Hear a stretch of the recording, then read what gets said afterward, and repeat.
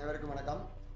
இப்போ நம்ம பார்க்க போகிற டேக்லைன் என்னன்னு பார்த்தீங்க அப்படின்னா, அனைத்து வேலைகளையும் சுறுசுறுப்பாக்கு. நம்மளுடைய வேலைகள் எல்லாத்தையுமே நம்ம சுறுசுறுப்பாக செய்கிறோமா அப்படின்னு பார்த்தீங்கன்னா, நம்மளுடைய மனநிலையை கவனித்து பாருங்களேன். ரொம்ப ஒரு வண்டியை டெய்லி துடைக்கணும் அப்படின்னு நீங்கள் முயற்சித்தீங்கன்னா அது டெய்லி உங்களால் பண்ண முடியாது. வீட்டை டெய்லி க்ளீன் பண்ணி பக்காவாக வச்சுக்கணும் அப்படின்னா பண்ண முடியாது.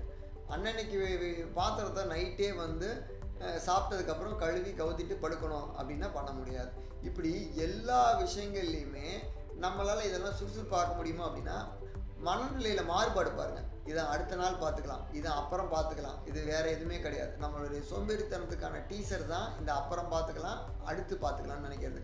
இதுலேருந்து வெளியே வந்துட்டு அன்னன்னைக்கு வேலைகளை அன்னன்னைக்கு செய்வோம். அந்த 24 மணி நேரம், இந்த 24 மணி நேரத்தில் நம்மளுடைய நேரங்களை எப்படி நம்ம ப்ரொடக்டிவாக யூஸ் பண்ணுறோன்றதை முதல்ல லிஸ்ட் அவுட் எடுத்து பாருங்கள்.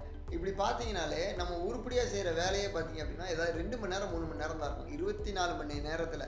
மற்ற நேரம்லாம் பார்த்தீங்க அப்படின்னா நிறைய டைம் வேஸ்ட் பண்ணியிருப்போம்.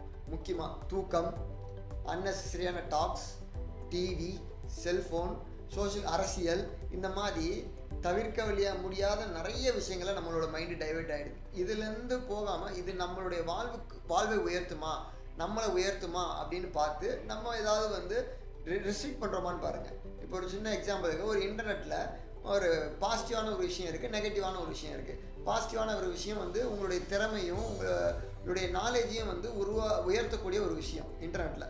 பேரலாக இன்னொரு விஷயம் பார்த்தீங்க அப்படின்னா சீரியல், நகைச்சுவையான ஒரு சில விஷயங்கள் இருக்குன்னு வச்சுக்கோங்களேன். இப்போ இது 2 இதுலேயே எதில் நீங்கள் அதிகம் டைம் ஸ்பெண்ட் பண்ணுறீங்கன்னு பாருங்கள்.